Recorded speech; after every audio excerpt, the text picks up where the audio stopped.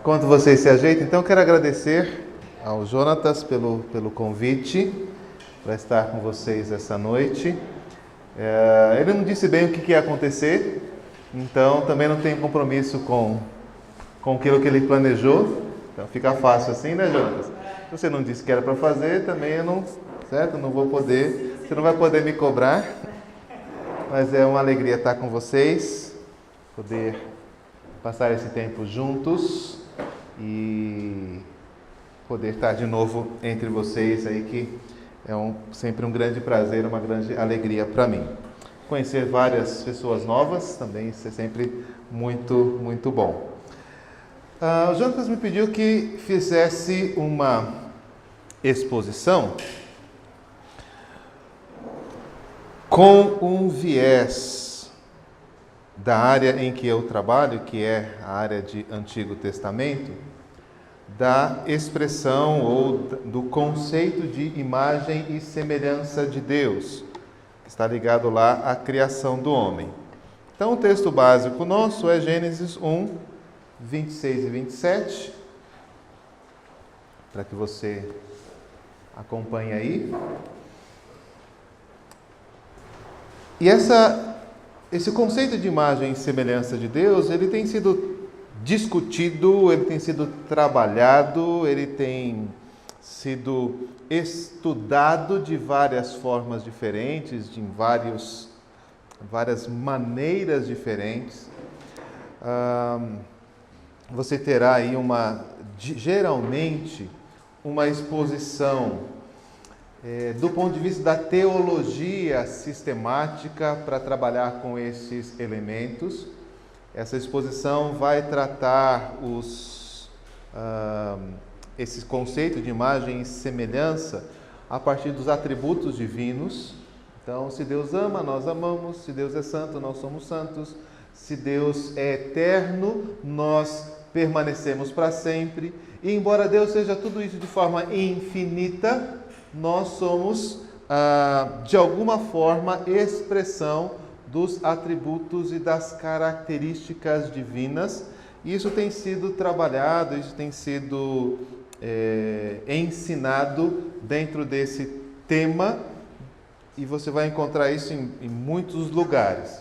Eu queria então fazer alguma coisa um pouquinho diferente, usando parte deste conceito, mas fazendo um pouquinho diferente com vocês, atendendo o único pedido que o Jonatas me fez, então que eu tenho que atender, que é ter um olhar do ponto de vista do Antigo Testamento ou da teologia do Antigo Testamento. Então, não estou descartando essa abordagem dos atributos, mas eu quero pensar com vocês um pouco a partir da leitura, um pouco da compreensão de alguns textos chaves, do uso dessas palavras e o que então nós podemos pensar a respeito disso para nós e para a nossa compreensão do texto bíblico. Tá? Bom, o texto está lá. Também disse Deus: façamos o homem à nossa imagem, conforme a nossa semelhança. Tenha ele domínio sobre os peixes do mar, sobre as aves dos céus, sobre os animais domésticos, sobre toda a terra, sobre todos os répteis que rastejam pela terra. Criou Deus, pois, o homem à sua imagem. A imagem de Deus o criou, homem e mulher os criou. Esses dois versos estão numa posição chave, uma posição importante da criação, porque ela altera a maneira como Deus está, ou como o texto está narrando as ações de Deus. Até então, Deus dá comandos. Haja luz e houve luz. Haja separação e entre águas e apareceu o firmamento. E assim por diante. Além disso, Deus faz avaliações. Deus chama a luz dia, chama as trevas noite, chama o firmamento céus e assim por diante. Você vai percebendo Deus nomeando alguns dos elementos, nem todos, mas alguns dos elementos, e, por fim, avaliando o resultado daquilo. E viu Deus que isto era bom. Cada dia tem essa estrutura, Deus dá uma ordem, de alguma forma se descreve o que foi feito e há uma avaliação dizendo que foi bom. Quando chegamos ao sexto dia, isso acontece. Você tem a ordem para que a terra produza seres viventes, animais que rastejam, que estejam andando pela terra e assim por diante. Isso se fez. Mas antes de terminar o sexto dia, a narrativa ela interrompe e Deus faz uma deliberação. Então, o texto para e diz: também disse Deus, façamos o homem. Já não é mais uma ordem, já não é mais um comando. É evidente que a gente pode imaginar que Deus tenha planejado todas as outras coisas, que Ele tenha de alguma forma se predisposto a lidar com elas de alguma maneira. Mas, quando chega no homem, essa deliberação é explicitada. Tá? Deus está falando consigo mesmo, Deus está falando com os anjos, Deus está falando com quem? Bom, essa é uma outra discussão que se resolve talvez a partir daquilo que nós vamos estudar hoje, mas o fato é que quando se fala a respeito do homem, o texto apresenta o homem como resultado de uma deliberação divina, como uma imposição, um auto-ordenamento de Deus. E no capítulo 2 você vai ver que o próprio Deus está envolvido diretamente na criação do homem, quando Deus forma o homem do pó da terra e sopra nele o hálito de vida. Então não é a terra que produz, não é as águas que produzem, é o próprio Deus que faz a partir desta deliberação. E nessa deliberação ele diz o que é que ele quer que aquele ser, o que ele quer que aquela pessoa seja, e aí ele diz: nós queremos que esse homem seja a nossa imagem e semelhança. Esta deliberação indica também não apenas uma condição especial do homem em si mesmo, mas indica uma condição especial do homem em relação a Deus.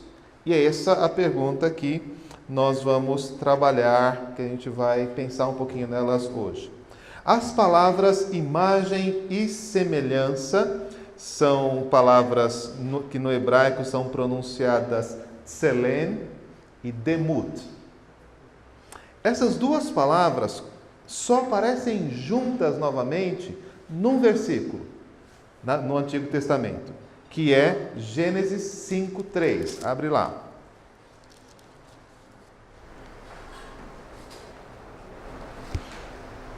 Viveu Adão 130 anos e gerou um filho à sua semelhança, conforme a sua imagem, e lhe chamou Sete. Ok? É a única vez que esse texto, que essas duas palavras aparecem juntas no versículo. O que é que você observa? Compara um com o outro, e o que é que você observa em relação a elas?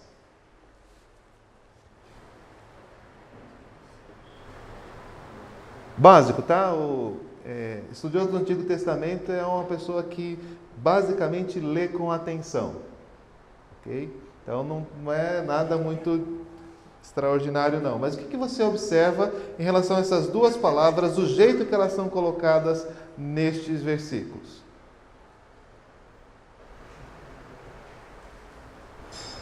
Alguém lê Gênesis 1:26.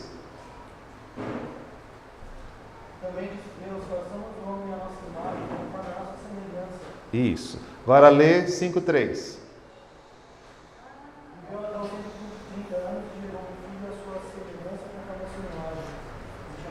Isso, ok? Jennifer, elas estão invertidas, ok? No primeiro texto façamos a nossa imagem conforme a nossa semelhança.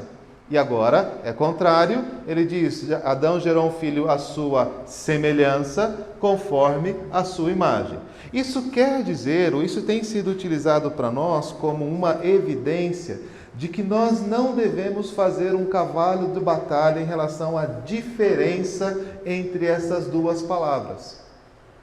Ou seja, de que elas funcionam como palavras que se equivalem, tanto que elas podem ser invertidas sem nenhum prejuízo na compreensão daquilo que a gente está descrevendo, ok? Tanto que elas podem ser, uma delas pode ser omitida e a ideia vai continuar a mesma.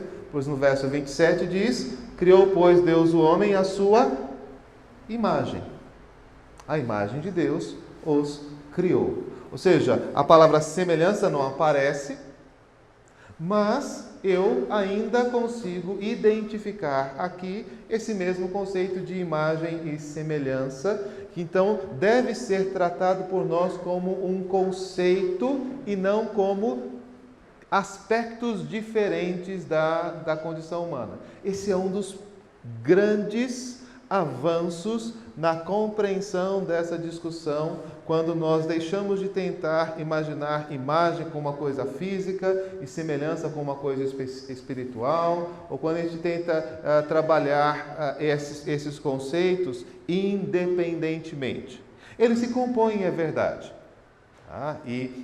É importante que a gente tenha noção do que eles querem dizer. Mas o primeiro ponto fundamental é que esta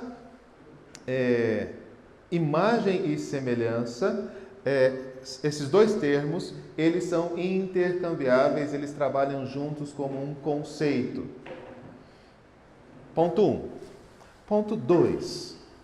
Quando Deus fez o homem à sua imagem e semelhança, segundo o verso 27, como Deus o fez?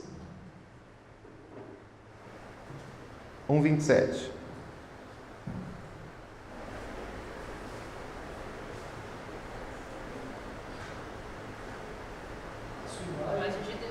A imagem de Deus o criou, homem e mulher os criou. Ok? A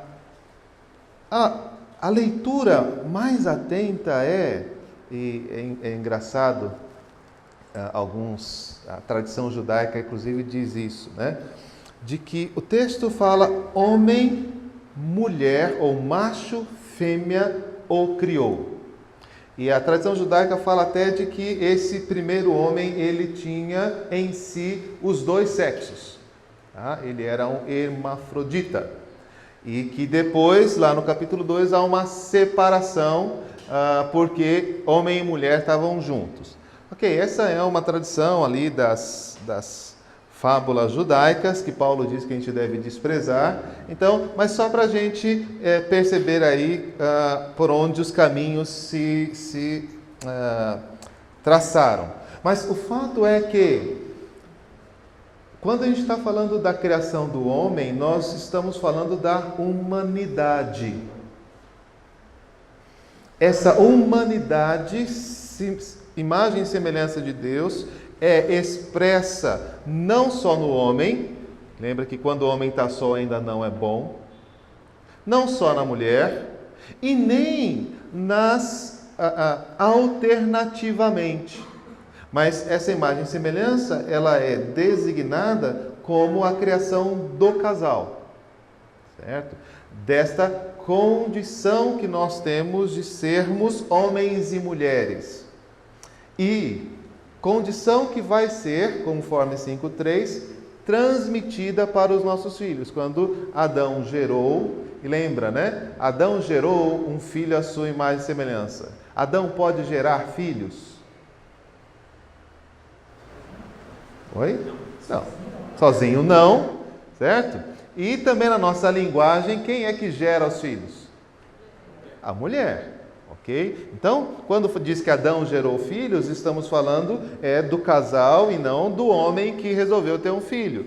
Gerou um filho à sua imagem, à sua semelhança, conforme a sua imagem. Então, nós encontramos que o que quer que tenha sido esta imagem e semelhança, ela é transmissível dentro da humanidade. Ou seja, cada ser humano novo também é gerado a imagem e semelhança de Deus.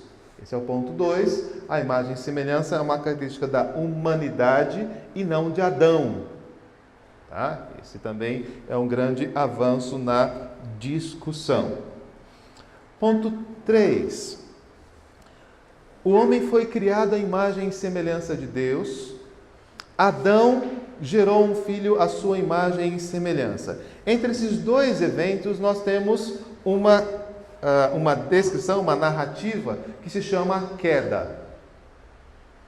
E a pergunta é: aquilo que Deus criou no sexto dia, continua presente no homem quando ele gera filhos?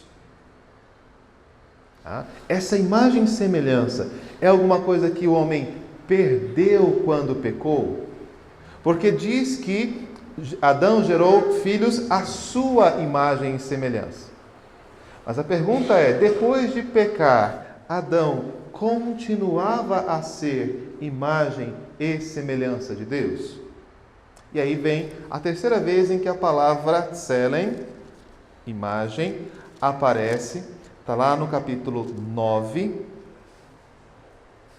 verso 6. Gênesis 9, 6. Deus está falando sobre o assassinato. Diz que ele vai vingar o sangue dos homens quando os animais o matarem. Mas diz: se alguém derramar o sangue do homem, pelo homem se derramará o seu, porque Deus fez o homem segundo a sua imagem. A razão pela qual Deus proíbe o assassinato e Deus ordena a pena de morte, que é a instauração da pena de morte, ordena a pena de morte, é porque o homem é imagem e semelhança de Deus. E quem atenta contra a vida do homem vai atentar contra esta imagem. Interessantemente, aí dá para a gente parar um pouquinho e pensar, né?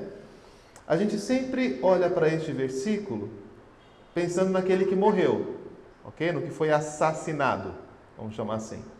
Então, quem foi assassinado é a imagem e semelhança de Deus, por isso, o animal que o atacar ou a outra pessoa que atacar deve ser morta.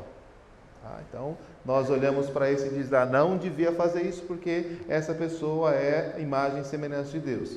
Mas a gente começa a abrir aqui um espaço para observar que quem matou não se parece mais com Deus também. Por isso deve morrer. A questão da pena de morte não é a questão da vingança. Você me matou, eu vou matar você. Você matou meu filho, eu vou matar você. Não é questão de vingança. É uma questão de que a imagem de Deus foi atacada na pessoa do assassinado e a imagem de Deus foi destruída, foi distorcida na pessoa do assassino. O assassino, de alguma forma, perdeu a sua condição de continuar vivendo. E por isso ele foi determinada a sua morte. Vocês vão fazer isso em casa, eu não vou ter tempo de fazer isso, senão vocês não vão aguentar me ouvir mais de 1h30, certo? Mas deem uma olhada depois e vejam todas as situações em que Deus manda aplicar a pena de morte.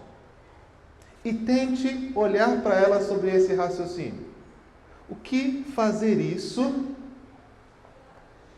transforma alguém, de tal forma que Deus diz: eu não quero isso mais no meu povo. De tal forma que Deus diz: tem que ser apedrejado. De tal forma que Deus diz: tem que morrer. Alguma coisa que esses pecados produzem atentam muito diretamente contra a imagem e semelhança de Deus e, portanto, no contexto do Velho Testamento, lembra que essa é a minha perspectiva, no contexto do Velho Testamento, esses pecados indicam razão para que alguém não viva mais. Ok? Dê uma olhada, o assassinato é um deles, você deve se lembrar de um ou dois, mas há um bem interessante para vocês jovens, tá? Vocês vão procurar lá fazer a sua lição de casa, se assim vocês entenderem. Bom, imagem e semelhança, então, essas palavras vão ser utilizadas várias vezes no texto bíblico. Tá? Elas vão aparecer, Selém aparece mais vezes, demut menos, semelhança menos, mas elas aparecem várias vezes isoladas. A palavra imagem, normalmente quando aparece, agora saindo dessas três primeiras ocorrências, ela se refere a estátua, a um ídolo.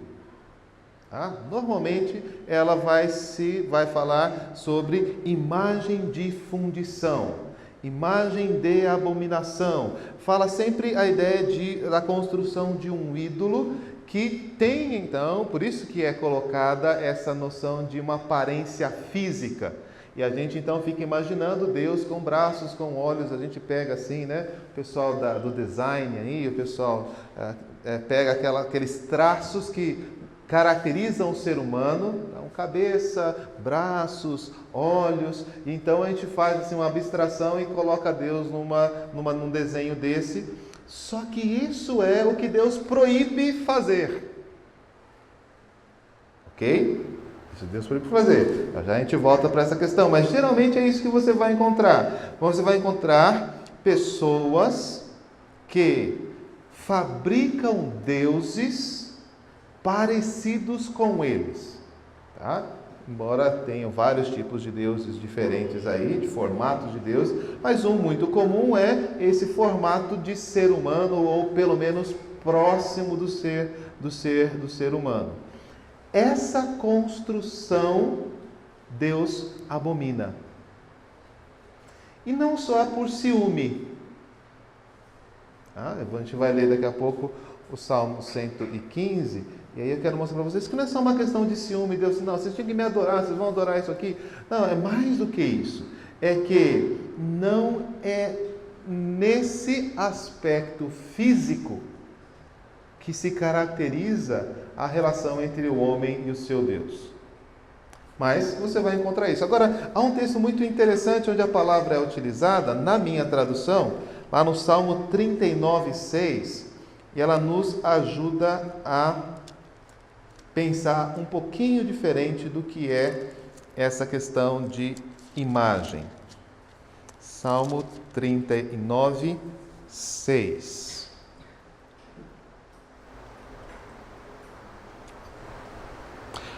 Com efeito, passa o homem como uma sombra, em vão se inquieta, amontoa tesouros e não sabe quem os levará. Testezinho, provinha, facinho aí. Qual dessas palavras é Selém?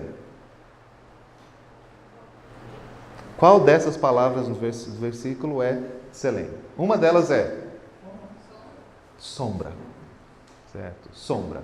O que é uma sombra? Então, Selém, então, estou tentando entender o que é imagem. Então, a gente fala, a imagem é uma construção parecida, é uma coisa física. Sombra, o que é? Pensa numa sombra. A sombra se parece com você? De que jeito? Ela tem a sua silhueta, ok? Então, ela tem o seu desenho. Ele tem o seu desenho mesmo? Olha para a sua sombra aí. Cadê? Sua sombra está aí? Ela tem o seu desenho? Olha bem, olha para a sombra do seu vizinho. Tem o seu desenho? Pessoal do desenho aí. Se eu visse só a sombra, eu não saberia quem é. Exatamente. Se eu visse só a sombra, você ia conseguir saber quem é? Não. Certo? A sombra, às vezes, ela é mais comprida, às vezes ela é mais estreita. Na posição que nós estamos, ela está praticamente embaixo de nós e ela mantém, a sombra aí vamos tentar qualificar isso, a sombra é uma expressão, uma impressão, vamos chamar assim, luminosa ou visual, da maneira como nós estamos. É uma perspectiva de nós. Numa determinada posição, ela pode ter a mesma altura e o mesmo formato que nós. Mas isso não é uma sombra. A sombra não é uma figura que tem a mesma altura e o mesmo formato que você. Não, isso não é sombra. Sombra é a projeção que o seu corpo faz em relação à luz. Ok? Então, é uma perspectiva de você. Será que é isso que nós somos em relação a Deus? Será que é por isso que quando alguém mata outra pessoa, ela atentou contra a imagem e semelhança de Deus? Porque ela já não é mais uma projeção fidedigna, uma projeção que indica a presença e o ser de Deus. Nós vamos pensar um pouquinho mais na sombra. Além dessa questão, tá? O que mais a sombra é ou faz? Usa essa ideia da projeção. O que a sombra faz? Oi? Ela se movimenta conforme você se movimenta, certo? O problema lá do Peter Pan, né? Era justamente esse, né? Quem que é? É Peter Pan que perdeu a sombra, né? A sombra ia para um lado, ele ia para o outro, era um problema sério, né? Então, a sombra, por definição, ela não é só a sua projeção, mas ela acompanha a sua movimentação exatamente como você realiza. Então, se eu colocasse o homem como sombra de Deus, façamos o homem a nossa sombra. Um homem que se movesse como nós nos movemos, que se movesse juntamente conosco. Um homem que refletisse aquilo que nós somos ou aquilo que nós fazemos. Um homem que desse uma noção da nossa presença. Porque é muito interessante, em algumas situações, a sombra denuncia alguém antes que a sua própria pessoa, seu próprio corpo se manifeste. Ok? Então, a sombra, ela tem essa possibilidade, inclusive, de denotar a presença de alguém sem que esse alguém esteja visível. Isso é muito interessante, para um Deus invisível ter alguém que seja a sua expressão. Ok. Um uso curioso da palavra demut. Demut é mais complicado. Demut, ele vai aparecer poucas vezes no texto bíblico e ele vai denotar alguma coisa assim que se parece. Alguma coisa que tem que lembra outra coisa. Tá? Talvez o texto que isso fique mais claro para a gente está lá em Ezequiel 1:5.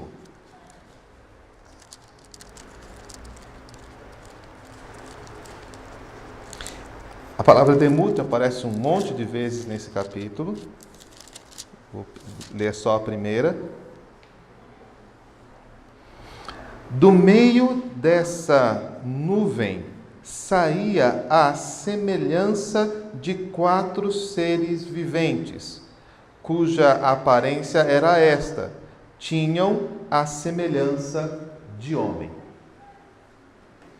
Tenta imaginar, vocês aí, eu sou uma pessoa com dificuldades de criatividade, tá? Meu teste psicológico de estética deu 20. E a Solange, que me conhece desde a minha adolescência, sabe que estética não é bem o meu forte, ok? Tenta imaginar, saía da nuvem alguma coisa que tinha a semelhança de 4 seres viventes. 4 seres viventes, você lembra lá de Gênesis, né? 4 animais. Aí, essa coisa que tinha a semelhança de 4 seres viventes tinha uma determinada aparência. Como era? Não é possível. Certo? Ele parecia com animal ou ele parecia com homem? Porque os homens são diferentes de animais. Okay? Então, de alguma forma, Demut, ele vai trabalhar não com a questão da identidade visual simplesmente, mas daquilo que lembra outra coisa. Então, você conhece homens que parecem ursos, ok? O Adalto Lourenço mostra uma figura, né, de pessoas que parecem com seu cachorro, ok? Então está lá, né, o formato do rosto e tal, né? Você tem pessoas que parecem uma com a outra. Então, quando a gente pensa em demut, nós estamos pensando em alguma coisa assim. O que Ezequiel estava vendo era alguma coisa que lembrava animais,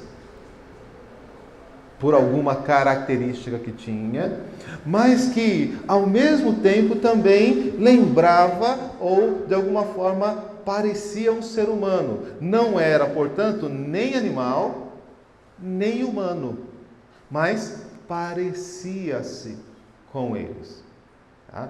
Guardava similaridades, guardava semelhança, guardava características que marcavam esta proximidade. E, portanto, a gente pode pensar na palavra semelhança com esta noção, ou seja, algo que lembra outra coisa. Algo que me faz relacionar com outra coisa. Então, quando Deus pensa em criar o homem, o cria dentro desse contexto que a gente está tentando aí, do ponto de vista da língua, estabelecer. Era alguém que, de alguma forma, era uma projeção de Deus, um reflexo de Deus, e alguém que, embora não fosse Deus, lembrava de alguma forma esse Deus. Isso acontece com os nossos filhos, certo? Isso é curioso, porque os nossos filhos parecem com a gente, né? Estava conversando ali com o Gudim, tal, centenário, não, você é filho do Renato, certo? Ok? Então, algumas, talvez se não houvesse uma indicação, eu só ia achar parecido. Mas quando disse que quer da mesma família, então não tenho dúvida. Por quê? Porque os filhos compartilham essa noção. É curioso que isso acontece às vezes com casais. Né? Com o passar do tempo, né? E os filhos ajudam muito nisso, né? Porque eles fazem as mesclas, os casais começam a se parecer. E esta similaridade às vezes nem é física. Às vezes, um é branco, outro é moreno, certo? Mas conforme convive, conforme vai se aproximando um do outro, a gente vai guardando características e vai transmitindo essas características, lembrando o jeito de falar, o jeito de mexer, alguma coisa um jeito de olhar, uma postura, uma posição. Semelhança tem este impacto. Bom, qual é então o propósito nesse ponto de Deus para o homem? Deus quer alguém que seja um reflexo, que acompanhe os seus movimentos e alguém que faça lembrar ou que guarde similaridades suficientes para se perceber a relação entre ele e Deus. Salmo 115, versos 3 a 8. Eu quero encerrar essa parte de conceituação com este salmo. As nações perguntam: onde está o Deus deles? A gente não consegue ver o Deus de Israel. E aí então o salmista responde: no céu está o nosso Deus, e tudo faz como lhe agrada. Prata e ouro são os ídolos deles, obra das mãos de homens. Têm boca e não falam, têm olhos e não veem, têm ouvidos e não ouvem, têm nariz e não cheiram. Suas mãos não apalpam, seus pés não andam, som nenhum lhe sai da garganta. Tornem-se semelhantes a eles, os que os fazem e quantos neles confiam. Essa é a hora que o estudioso do Antigo Testamento queria olhar no hebraico e ver a mesma palavra, mas não é. Tá certo? Não é a mesma palavra. Semelhantes aí é simplesmente tornem-se como eles os que praticam. Mas o conceito está aí. Um conceito muito interessante.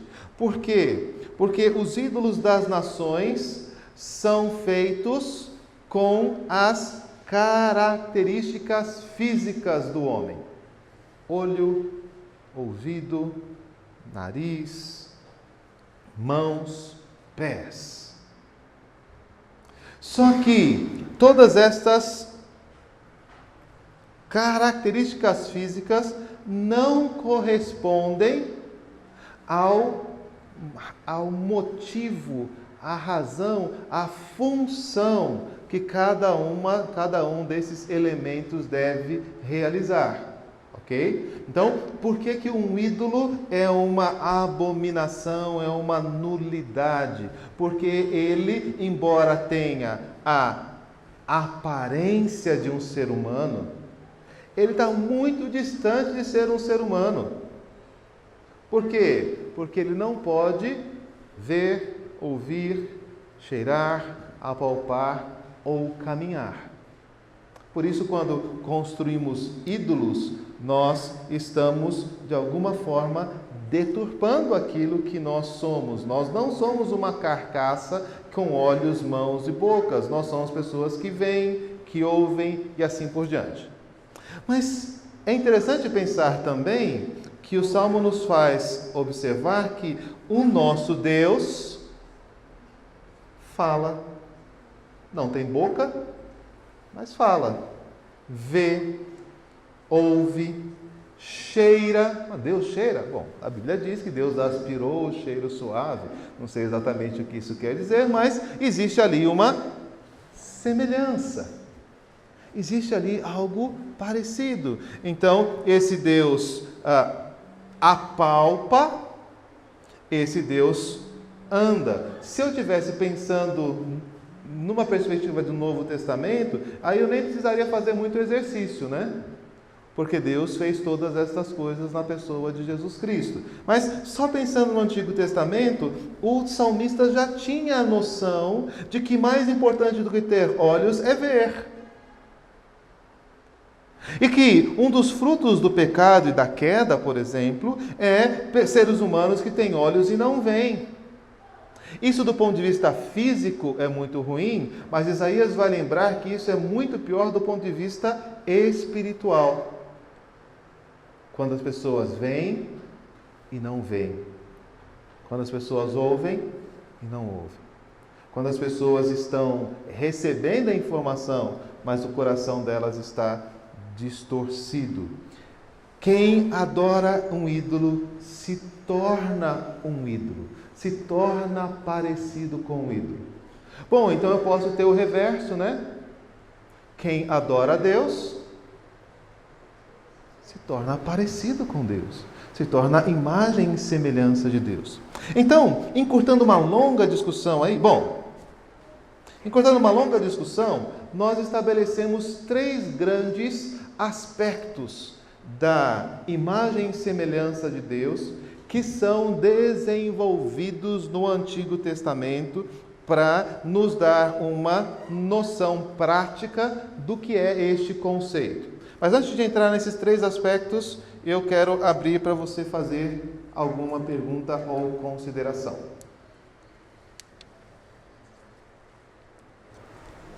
Ou crítica ou sugestão também. Crítica e sugestão é para o Jonas.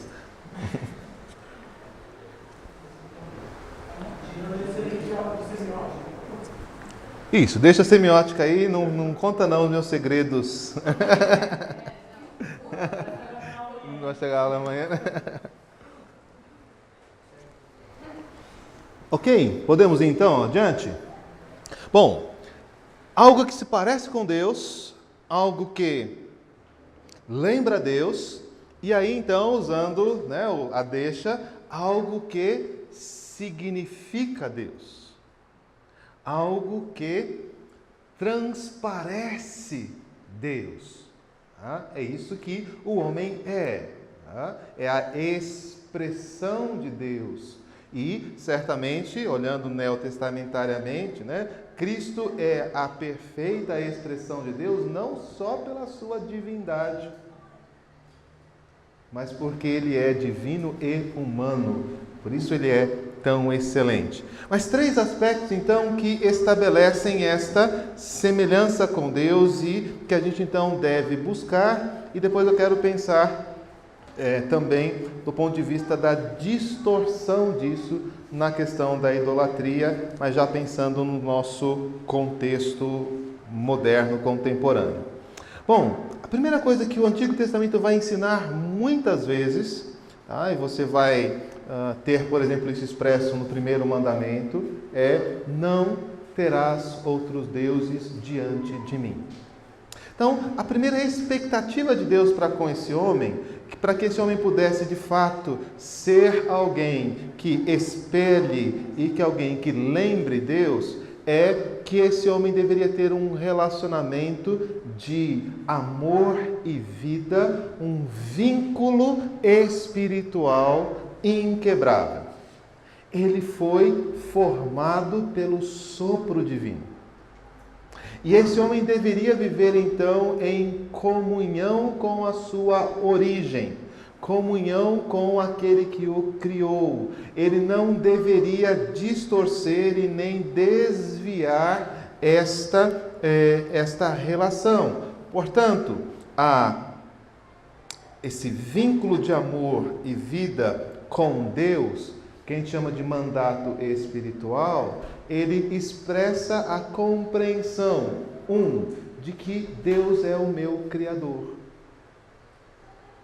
Imagina um filho, a gente tem isso muito do pai para o filho, pai que nega filho. Mas imagina um filho negando o pai. É possível isso? Você não é o meu pai. É possível um pai dizer: você não é o meu filho, não acredito que você seja meu filho, por N razões aí. Mas ninguém pode chegar e dizer: você não é o meu pai. A não ser que eu descubra quem de fato é o meu pai. Tem aí, Mas eu não posso simplesmente negar isso. Bom, eu deixo de ser aquilo que Deus estabeleceu para mim e me torno qualquer outra coisa quando eu imagino que eu tenho uma outra origem que não aquela que de fato me criou, que não Deus. Então, no mandato espiritual, está ali embutida este reconhecimento de Deus como nosso Criador, que muitas vezes está sendo abalado.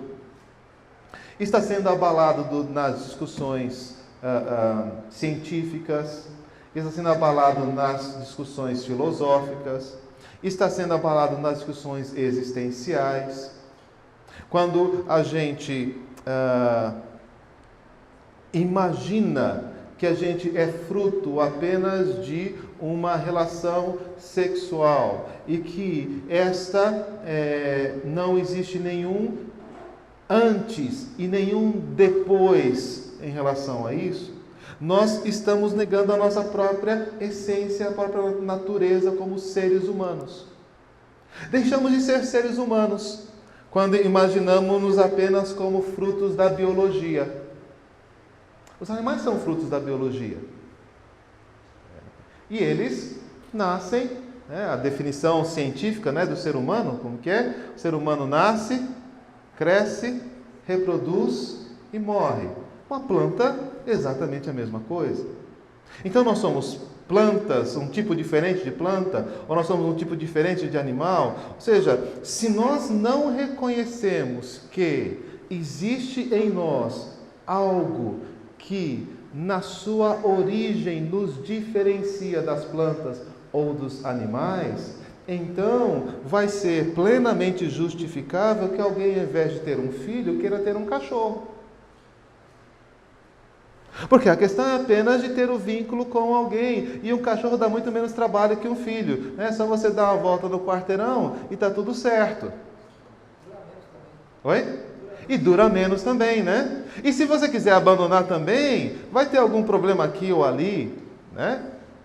Veja, se eu não conseguir achar a diferença, eu não vou conseguir discernir a humanidade.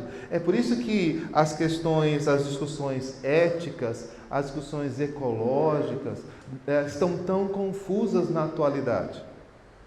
Porque quando eu neguei a origem divina, eu já não sei mais por que sinceramente, que eu tenho que guardar água para as próximas gerações. O que eu tenho a ver com elas? Elas que se virem quando elas tiverem sede, que elas vão buscar água em Marte. Eu estou com sede, eu vou beber água. Não tem porquê. Então as discussões elas vão para o bom senso, vão para o politicamente correto, a gente tenta arrumar uma justificativa que seja uma justificativa plausível, mas o fato é, se não me interessa, eu não quero, a não ser que eu me lembre que eu tenho que cumprir propósitos. A não ser que eu me lembre que eu tenho, que a água não é minha, mas é uma concessão divina para o bem-estar, não meu pessoal, mas da humanidade. E então, mesmo que eu não tenha filhos, eu faço parte desta humanidade, eu faço parte deste grupo de seres criados por Deus, cuja responsabilidade é reconhecer isso não é meu. Isso foi me dado. E quem me deu tinha um propósito. Quem me deu tinha uma intenção. Quem me deu com determinada responsabilidade. Quem me deu pode me cobrar. E pode requerer isso de mim. E perguntar o que é que você fez com os talentos que eu te dei. Eu guardei. Não, mas eu não queria que você guardasse. Eu queria que você colocasse para render. Então, quando nós reconhecemos que somos imagem e semelhança de Deus, nós reconhecemos um Criador, nós reconhecemos que nós temos obrigações para com esse Criador, acima de tudo.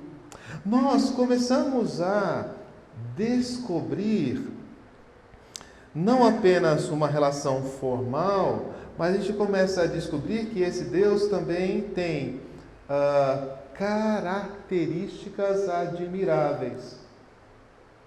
Então, quando eu observo, seja a natureza criada, seja a minha própria condição como pessoa, eu começo a perceber que existe não apenas um Criador, mas um Criador sábio, ou um Criador poderoso, ou um Criador bondoso, ou um Criador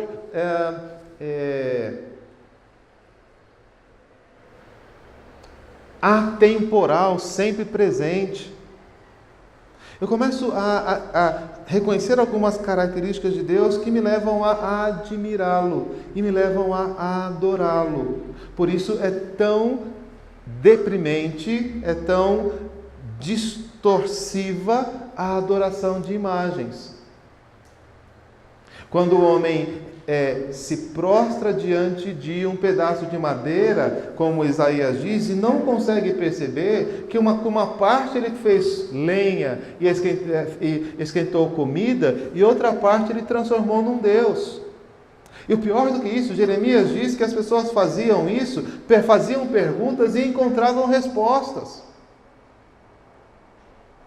É o cúmulo da estupidez quando a gente imagina que pode encontrar sentido ou resposta naquilo que nós mesmos criamos com as nossas mãos. E aí, acho que para encurtar a nossa história, eu tenho que dizer que nós somos construtores de ídolos. Que nós estamos sempre sendo, de alguma forma, ensinados a fazer o nosso futuro, a construir as nossas referências, a preparar o nosso amanhã. Isso do ponto de vista financeiro, isso do ponto de vista intelectual, isso do ponto de vista emocional. E muitas vezes, nós temos muita tendência a dizer: mas se eu perder esse emprego, como é que eu vou sobreviver? Como se fosse o emprego aquele que nos sustentasse a vida. Roubaram o meu carro, e agora? Como é que eu vou fazer sem carro? Como se fosse o transporte que sustentasse a vida.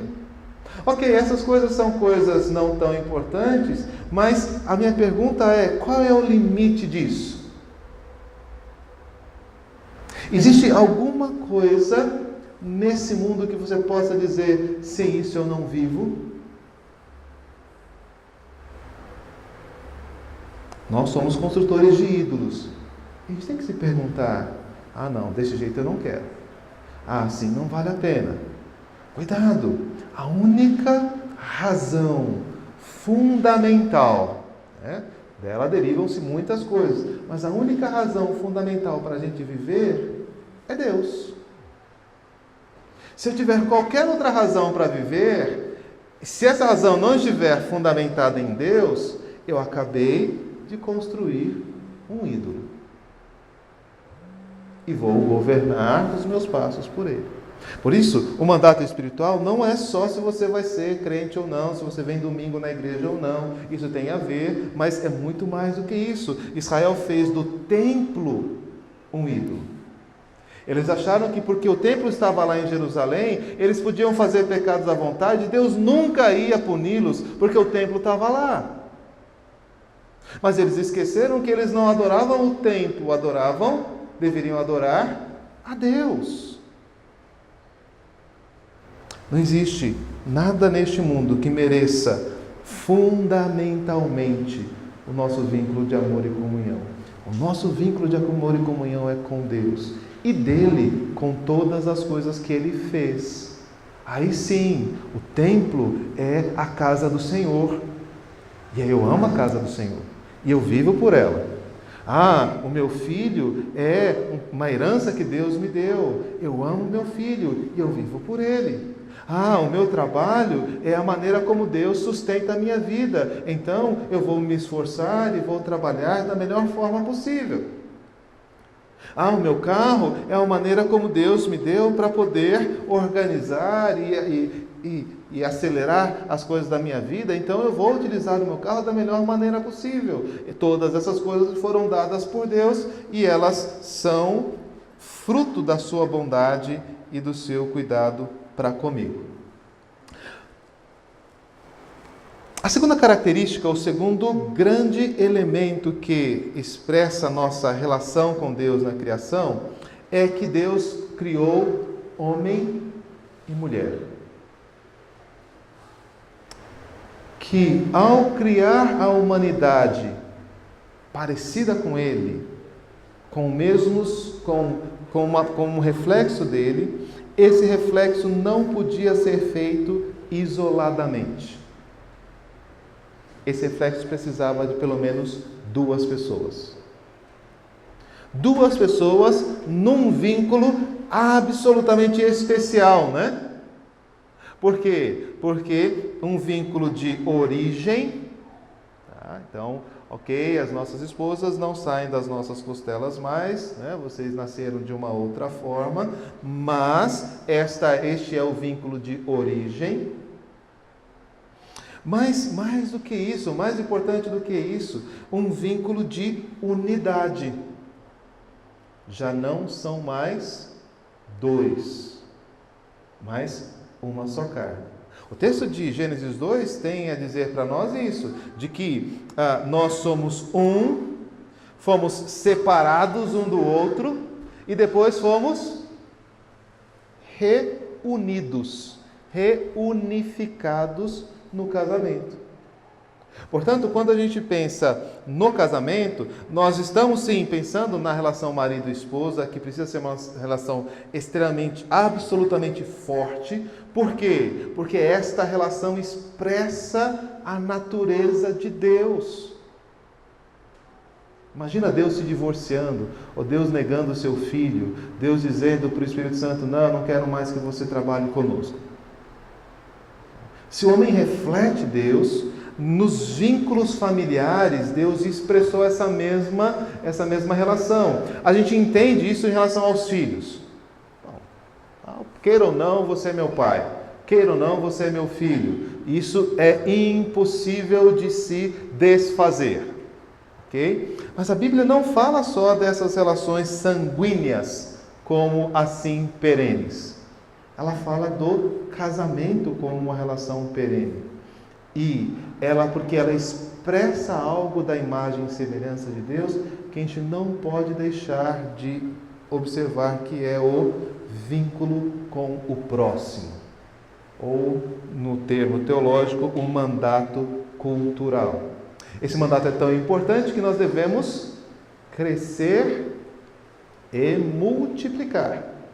Ou seja, mais do que ser um casal, nós precisamos gerar outras pessoas para esse relacionamento. Nós precisamos expandir este relacionamento, né? Esse relacionamento familiar. Vínculo familiar que expressa para nós dependência e cuidado. E aí não tem jeito, dá para fazer isso no Antigo Testamento. É muito interessante você ver como Deus e o seu Espírito trabalham juntos no Antigo Testamento. O próprio livro de Gênesis, Deus criou o céu e a terra, e o Espírito parava sobre a face das águas. Quando chega no Novo Testamento, Jesus vai mostrar essa mesma relação. O Pai me ama, o Pai cuida de mim, o Pai me recebe na sua glória. Ou seja, há um vínculo de dependência e cuidado que é expresso nessa natureza. Mas Deus não precisa de ninguém. Deus vive numa comunidade de relacionamento e cuidado mútuo. E se nós somos imagem e semelhança de Deus, nós temos que lembrar que parte disso é esta comunidade de cuidado e relacionamento mútuo que nós criamos. E aí, não é só a família, porque nós estamos falando da humanidade. Esse vínculo de origem é igual para todos nós. Se reconhecemos a descrição, a narrativa bíblica sobre a nossa origem, todos nós somos filhos de Adão, crentes e não crentes. E todos nós compartilhamos este vínculo de relacionamento pessoal que deve ser trabalhado, deve ser cuidado. Então, quando a gente pensa na imagem e semelhança de Deus, nós vamos lembrar o respeito mútuo, a cooperação, o perdão, a capacidade de convivência, que a família é o melhor exemplo. A família é o melhor exemplo. O relacionamento marido e mulher são uma só carne, mas como tem, combate entre a carne e o espírito ali, certo? Os filhos são irmãos, brigam, se batem, se mordem, ok? Mas são irmãos. E normalmente, a não ser aí pelas últimas investidas de Satanás, normalmente todas essas dificuldades são superadas, não?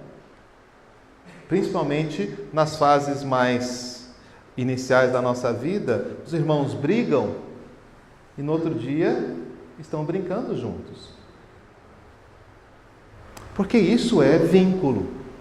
Não importa se você me fez bem ou se você me fez mal. Nós somos um. E como um, nós precisamos viver o segundo dia, viver o dia seguinte. Eu não posso dizer, eu não quero mais ver você. Eu não posso dizer, eu já não sou mais seu irmão. Eu não posso dizer, eu já não ando mais com você. A não ser que eu destrua a imagem de Deus em mim. Por exemplo, me torne um assassino. Fugindo um pouquinho para o Novo Testamento, por isso que Jesus diz, quando alguém diz que odeia o próximo, matou. Porque nesse vínculo social, nesse vínculo de dependência, de cuidado, de respeito, de cooperação, nós devemos aprender a amar, a perdoar, a sustentar, a ser sustentados. E qual é o grande ídolo que nós construímos no lugar do relacionamento social? Ele se chama egoísmo. O egoísmo é aquilo que faz eu deixar de olhar para o outro e passar a olhar para mim mesmo. No máximo, olhar o que o outro pode fazer por mim. E dessa forma, eu distorço a imagem de Deus, porque Deus não é alguém egoísta. Veja só, Deus era o único que estava em perfeita, diz a teologia, em perfeita e eterna felicidade. Não precisava de nada. E o que ele fez? Criou essa confusão toda. Certo? Em alguns momentos diz que ele até se arrependeu de ter feito. Por quê? Porque uma das características divinas é a expansão. Eu quero ter uma família. E para ter uma família, nós vamos ter que criar um relacionamento. Mas eu quero ter uma família especial, eu quero ter uma família diferente, eu quero ter uma família que me ame profundamente. Bom, então, eles vão ter que passar por experiências que são experiências que demonstram o que é viver sem mim. E, portanto, plantou uma árvore lá que dava ao homem a chave para desconectar a sua relação com Deus. E em que bases? O que é que Satanás ofereceu lá para Eva?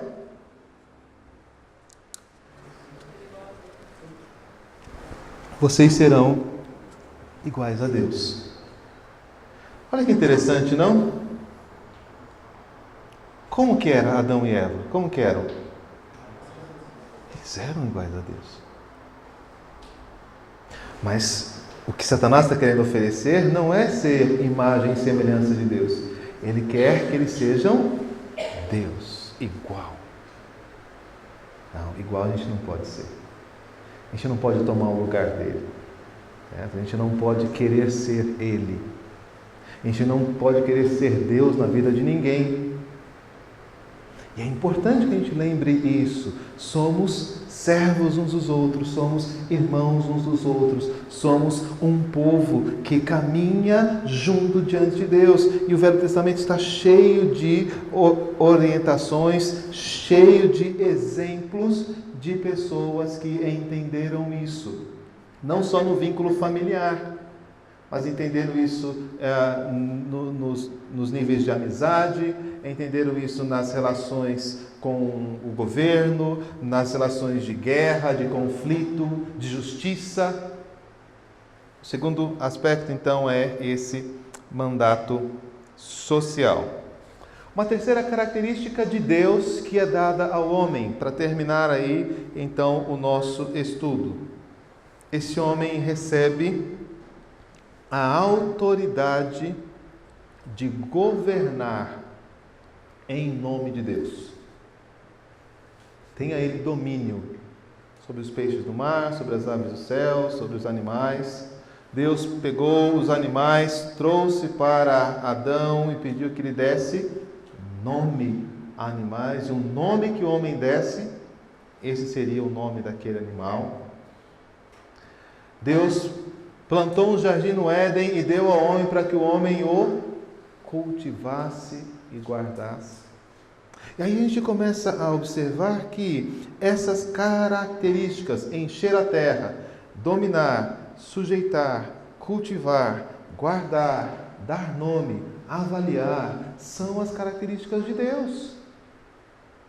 São as atribuições divinas que estão agora concedidas ao homem. E o homem se torna a imagem e semelhança de Deus quando? Quando ele planta, quando ele colhe, quando ele inventa, quando ele constrói, quando ele gera filhos, quando ele resolve, cura enfermidades. Isso se chama então mandato cultural, que é esse relacionamento de domínio sobre o restante da criação. E note, ninguém mais tem.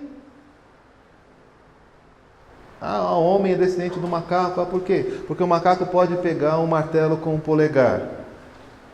Eu quero ver um macaco pregar um prego e fazer uma cadeira. Aí a gente vai começar a conversar. Ok? Segurar no prego, bater o prego, fazer movimentos, isso pode, mas o homem é mais do que isso. O homem é capaz de criar cadeiras. E o homem é capaz de criar cadeiras sem pregos e martelos de plástico. E pode criar, e não há limites. O homem tem aí todo um universo. O homem vai estar estudando para chegar a outros planetas. O homem demorou, chegou na Lua. Pode demorar um pouquinho, vai chegar a Marte, porque não há limites na administração que o homem faz das coisas criadas. Justamente por quê? Porque ele é imagem e semelhança de Deus. Mas isso é distorcido, por exemplo, quando o homem rouba. Quando o homem copia e cola. Você está lá fazendo o seu trabalho, Deus te deu inteligência, capacidade para criar, para produzir, para inventar, para pesquisar. Você vai na internet, junta duas palavras, copia e cola. Ah, isso um macaco consegue fazer. A gente distorce a imagem de Deus quando a gente despreza o potencial que tem. Quando a gente não se esmera no nosso trabalho. Quando a gente não mostra que nós somos diferentes, nós vamos ter capacidades, oportunidades diferentes, mas essencialmente todos nós refletimos essa capacidade de Deus, seja no cuidado da casa, seja na administração financeira, seja na ciência, seja na tecnologia, seja no ensino, seja no cuidado, na guarda, certo? Seja na proteção do outro. Todas as profissões, elas refletem um aspecto dessa maravilhosa e dessa infinita capacidade de Deus de criar e governar todas as coisas. Não podemos fazer isso sozinho, ok? Mas, como humanidade, governamos todas as coisas. Por quê? Porque a humanidade recebeu isso ao ser feita a imagem e semelhança de Deus. O que eu queria que você pensasse, e o Velho Testamento ele vai trabalhar com essa perspectiva. Eu gostaria então de encerrar com esse incentivo a você. Esses três elementos, relacionamento com Deus, relacionamento com o seu próximo, relacionamento com a criação, são os elementos que vão ser desenvolvidos em cada uma das páginas do Antigo Testamento. Foi essa a discussão entre Caim e Abel. É disso que se trata a Torre de Babel, a Arca de Noé, o chamado de Abraão, a saída do Egito, o exílio babilônico, o retorno do exílio. Essas coisas são apenas expansões práticas de um conceito. Bom, nesse aspecto, nós continuamos a ser demandados disso. Então, eu queria que você pensasse, naquela época era a construção de ídolos que fazia alguém se desviar no seu relacionamento com Deus. O que é que faz você distorcer o relacionamento com Deus? O que acontece no seu dia a dia em que você se coloca numa condição onde Deus já não está mais na origem de todas as coisas? Pode ser a desatenção, pode ser o futebol, pode ser o namoro, pode ser o anseio pessoal. Essas coisas, elas precisam ser todas submetidas à realidade de que não são elas que me dominam, como o ídolo não domina o adorador, mas elas podem me tornar semelhantes a elas. Então, eu vou lembrar sempre que, como imagem de Deus, eu é que vou estabelecer a orientação de todas estas coisas.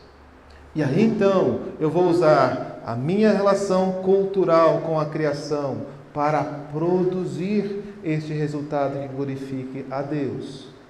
Esse resultado que abençoe crentes e não crentes.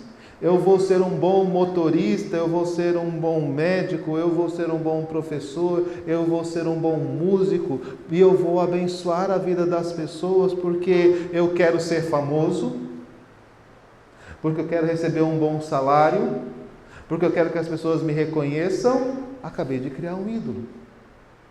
Eu vou fazer tudo isso porque é isso que eu sou diante de Deus.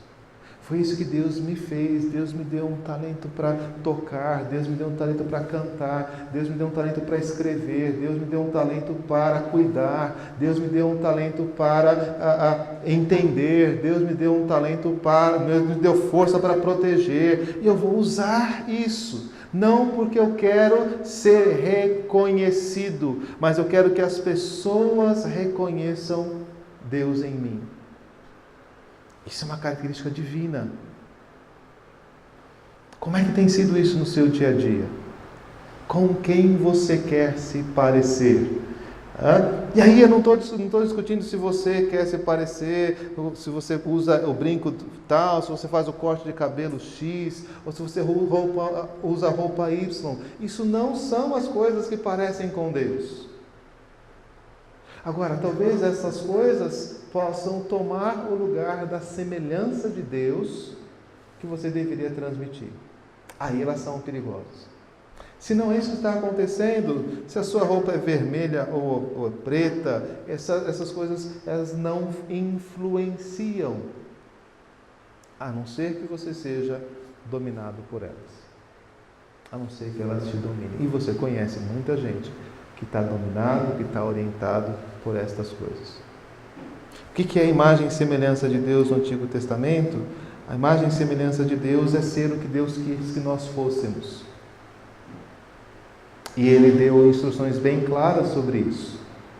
E basicamente são 3 coisas: que nós adorássemos a Deus sobre todas as coisas, que nós amássemos o próximo como a nós mesmos, e que nós administrássemos, conquistássemos essa terra. A gente normalmente não coloca esse terceiro, mas está lá. Conquistássemos a terra que o Senhor Deus nos dá.